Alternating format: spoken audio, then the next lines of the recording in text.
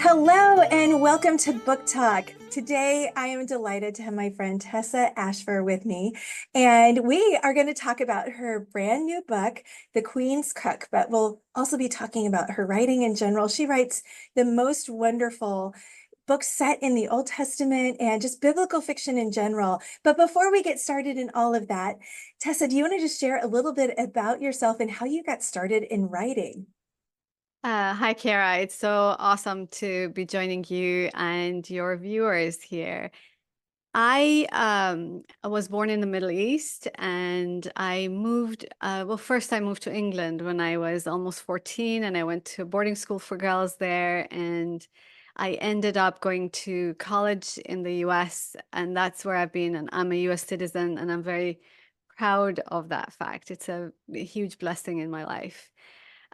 Writing did not come easy to me. It was something I always loved when I was a kid, and but I also received a message that it's not practical. That's not something you can do for a living. And after a very short stint in my 20s, where I tried to become a romance novelist, I wrote two romance novels for what was called Mills and Boon back there. It's the same as Harlequin. I They didn't get accepted, and so I became because I had a wound of rejection already, that failure was just something I couldn't overcome. So it wasn't until my 40s when I got back to it, I wrote a book, and that became my first novel that was published. I love that. And I love how God gave you the gift back. And now you've had so many novels that have come out and are seeing just some really great success with it. So, The Queen's Cook is coming out right now as this episode is airing. And what number of novel is this for you? That's my 12th novel. I've written two nonfiction as well. So it's my, I guess, 15th book or 14th book or something like that. But so I know you've written 40 books, Kara. So Yes. it's like I don't know how you do it. I'm a very slow writer. So for me, this is like 12 novels is it literally took years of my life to do these. Well, but I think that there's a difference too. I mean, the amount of research you have to do for your books is daunting. And before we hopped on, I was like, it scares me to think about the amount of research I would have to do to write one of your books. And that's why I firmly stay like in the World War II time period and then contemporary like romantic suspense. And there's still research, but it's like I can be a subject matter expert. Whereas I think each of your books must take just volumes of research. So how did you decide to go into that space?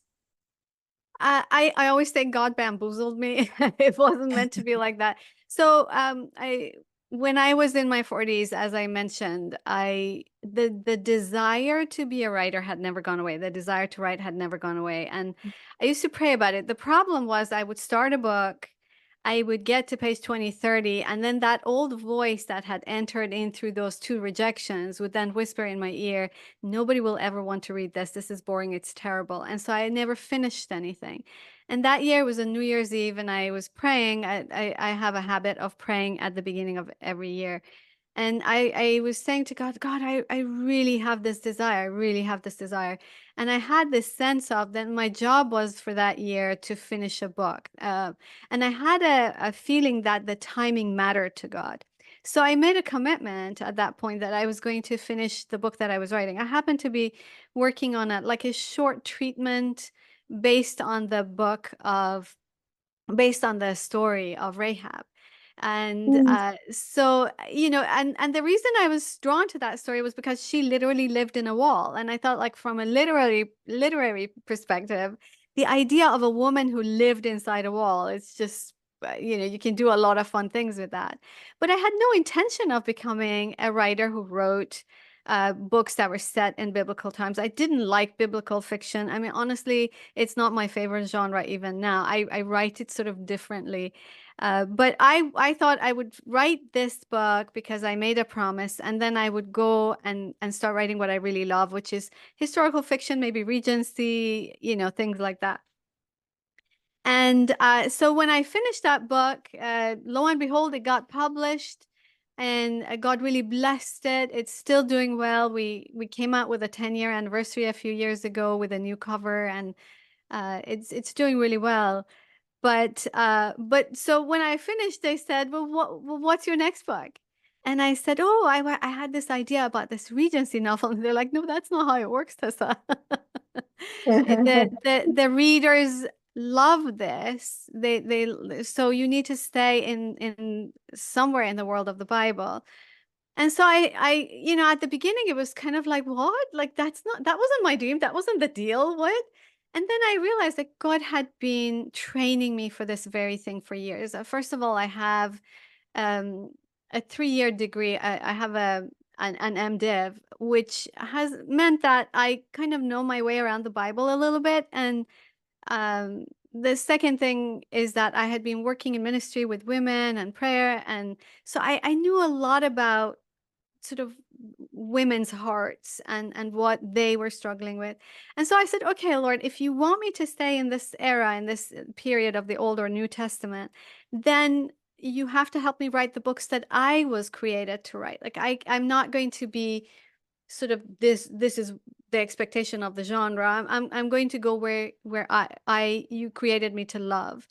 And those doors were open to me, which is incredible. I mean, this is one of the part of the grace of God is when you are created for something, He makes you in the shape for that thing and He equips you for that thing. You do not have to make yourself into something else in order to fulfill the call. He fulfills the call through the who you are as He intended you to be. I just want to sit on that for a second because if we stopped right there, that is gold. He shapes the call to how he shaped you, and that's beautiful. And so often we think we have to contort ourselves around the call and we have to change and we have to shape. And he does change us through the call, but it's like there's this beautiful pairing of the call is designed for us and we're designed for the call. And so the fact that you can look back now and see how he had been leading you and preparing you to write what you write is just beautiful, even though you're like, I'm never going to write that. That's not me. And so I love that. And I've got to tell you, Rahab is one of my favorite stories from the Bible because she's such a great example of how God uses everyone. When you think she's one of the first women and one of the only women listed in Jesus's genealogy, and when you think of who she was and what she did, and that she wasn't even Jewish, I'm just like, God uses everyone. And it's such a cool, encouraging story. So when you think about your books, and we're going to talk specifically about the Queen's Cook now, the one that's coming out, how did you get the idea for this story? Because this is not set around another one of my favorite biblical women. So how did this one come to life? So, in order to explain that, I have to say that in most of my novels, almost all of them, there is you have the central character or the two characters, male, female.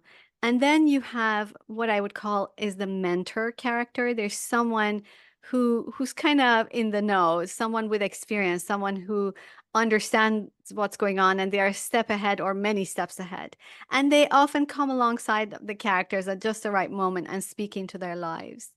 And so I had just finished a 2-book set that was set in the Persian period of the Bible. Now, I have a special attachment to that period because of my background. It's personal passion, but it's also a really fascinating period in the Bible because it's fresh. We don't get many books set in that time period. We don't know a whole lot about it.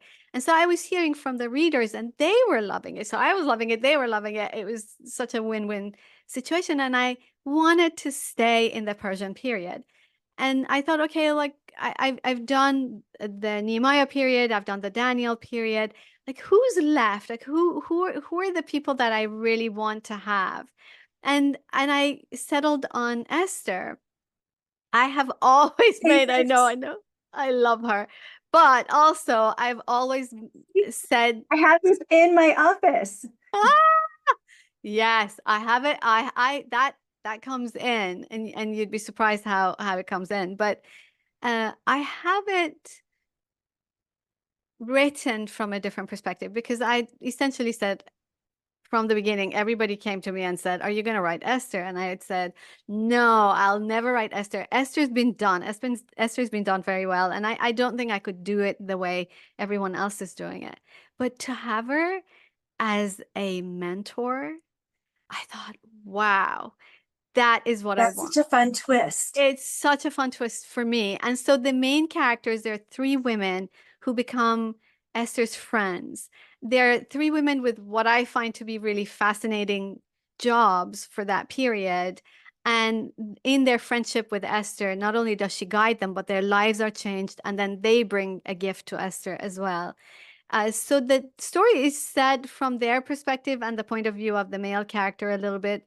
But Esther, every once in a while, in all three books, we get to glimpse Esther's secret scrolls. At the end of book one, we find out who the secret scrolls are too, and we find out more about it as the books go on. But those are Esther writing like 30 years later as an older woman, and she's kind of remembering things that connect into the story. So that's I what the love stories that. are. And for those who are listening, what I had held up was a sign that says, perhaps this is the moment for which you were created. And I think to me, like that encapsulates everything. And I love the idea of Esther as the mentor instead of the main character, because I think for many of us, we're like, okay, been there, done that, read that. Not that I don't love it, because I love the idea of, I mean, I think many of us have had that moment in our life where we're like unworthy, God can't use me, I don't belong here. And then God puts us somewhere and we're like, whoa, wait a minute. And he uses us in a way that we have to step out and take that risk. But to flip the script and then go, but what happens later? What's next? And I just love that. And so it's fresh and it's new and it's different. So when you're thinking about that and the books being set in these ancient times, these, you know, Persian Empire, we all know Cyrus the Great, you know, we might have studied him in history. Even if you haven't read Daniel and all these books in the Old Testament, what was like the most interesting thing that you researched for this book that you couldn't put in? Was it a recipe? Was it something about how they lived back then? What was it that just you were like, oh, I really want to put it in the book, but I can't? That's a cool question. I mean, I think there's a lot because essentially when you do research, if you stick it all in, it will end reading. So for me, some of the cooking was I love Persian cooking myself, and most of modern Persian cooking has rice in it. But back then, she would have probably had access to rice for the Queen's kitchen as something she would experiment with. But I never had the chance to write that recipe. So I was like, oh, I really wanted her to be the one who discovers rice, and discovers how to do it. But that I ended up not putting that in, or even like just in terms of the architecture and some of the things that you can put in, you want to be able to get the reader in there, particularly because this is not a familiar world. When I say Roman, everybody gets a picture, an image in their minds. They have a sense of what that Roman centurion looks like, the red capes, all of that. But when I say Persian Empire, everybody's like, huh? We don't have an Yeah, image. So I have to create that picture, but I have to create it in such a way that it doesn't slow the story down. You want to keep following the adventure.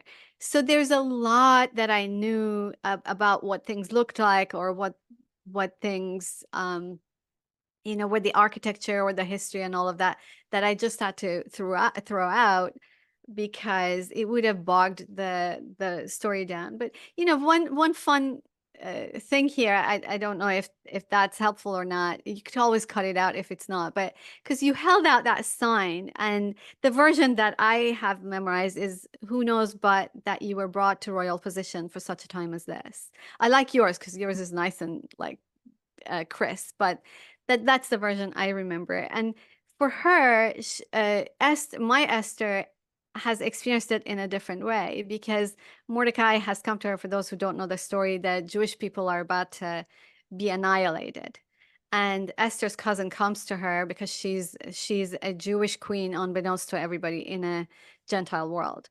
And Mordecai comes to her and says, "Help our people." And Esther's response at the beginning essentially is, "I can't. I can't do that. Mhm. And she has a good reason. She says, my husband hasn't even sent for me for 30 days. And if I go to him without being sent for, the law means it says that I have to be put to death. And essentially what she's saying is he hasn't sent for me for 30 days. He's never going to save my life. He's never going to say, "Oh, don't put her to death. I'll stand in for her," because he's obviously lost interest in me. So she's looking at her world through the lens of those 30 days. And Mordecai says, "No, no, no. You have to look at your life through God's lens of such a time as this. It doesn't matter what's Yeah. going on in your life. What is happening is that God has you in here for a purpose." And I think so many of us have that lens on. We have the 30 days lens on right now. And I God love is that. God is saying, "No, no, no, no.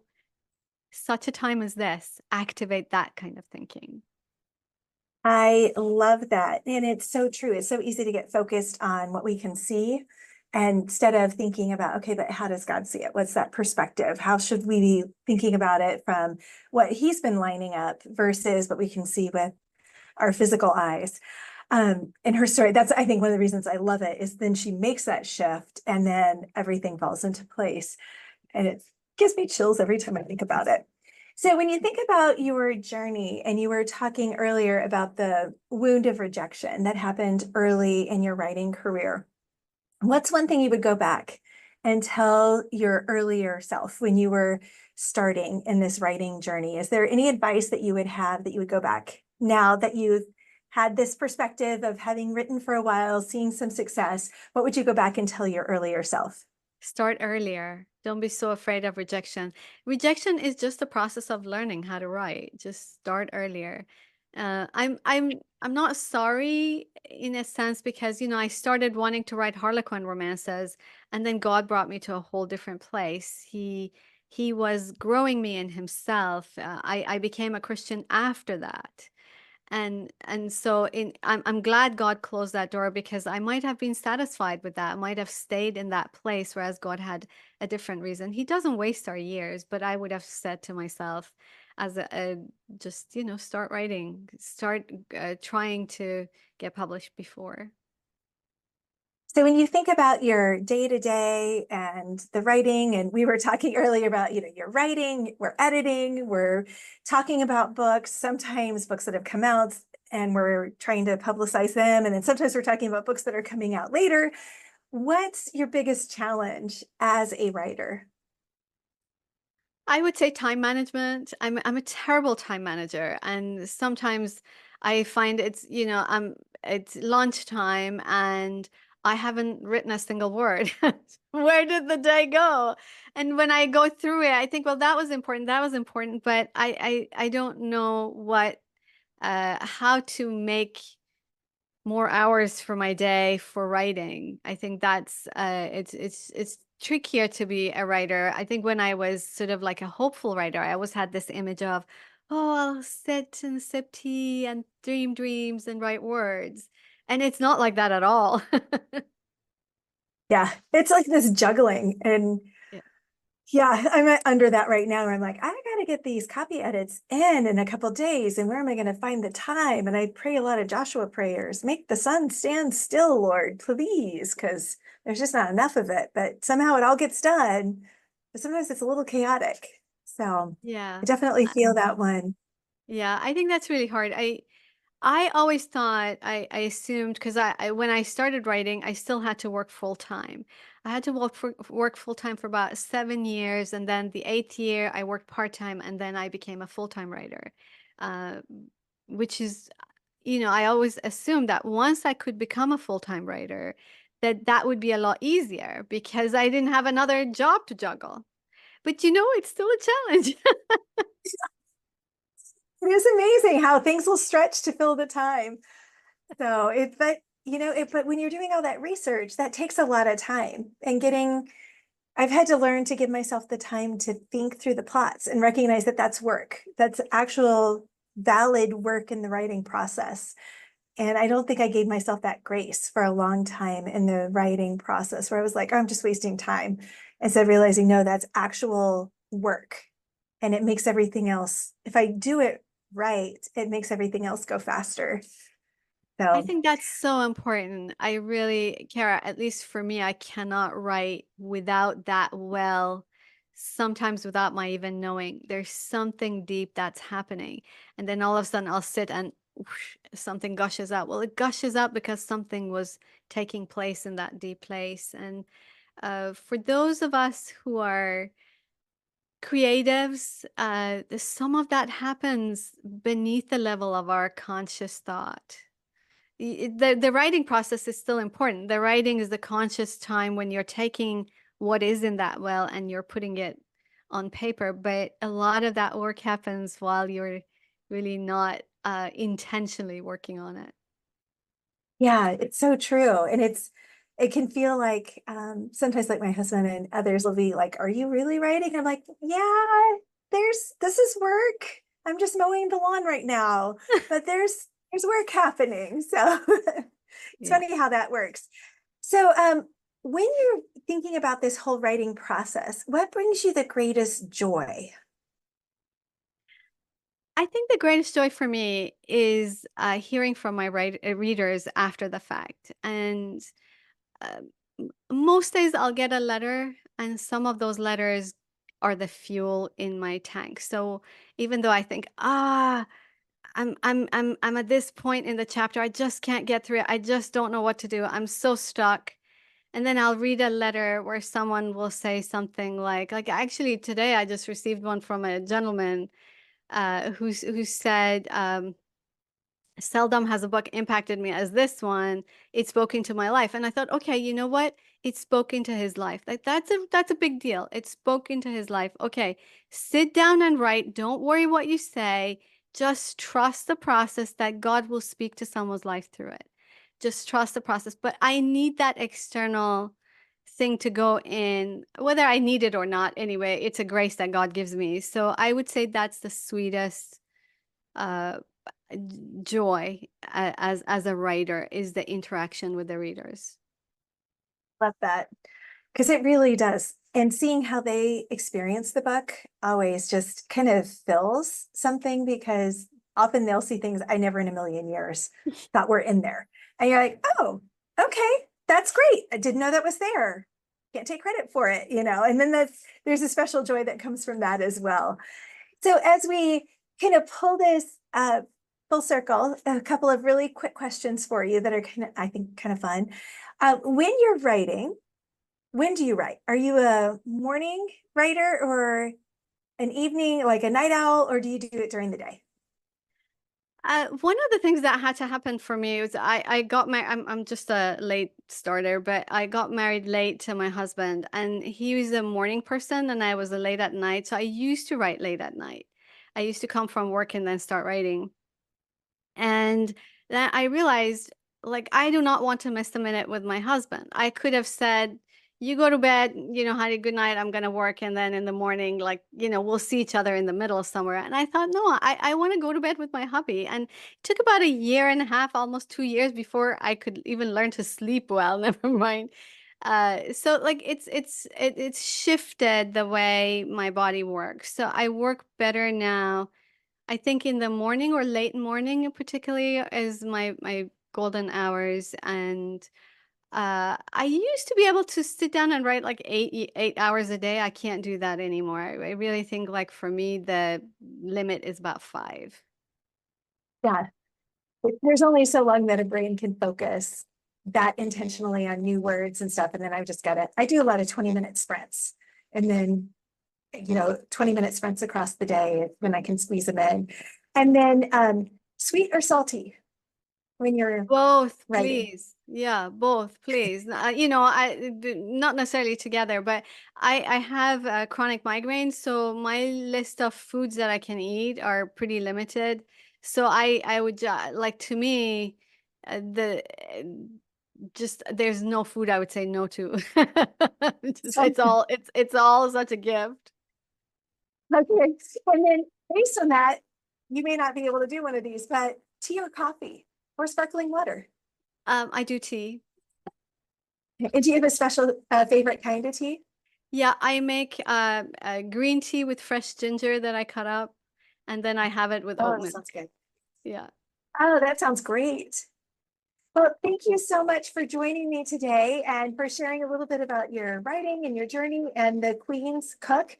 And where can people find your book and learn more about you? You can come and visit me at tessaafshar.com. That's my website. And that's the place where you would know me, get to know me best, I think. And then you can get my book anywhere. But I believe that Baker Bookhouse has a sale on it for pre-orders. So.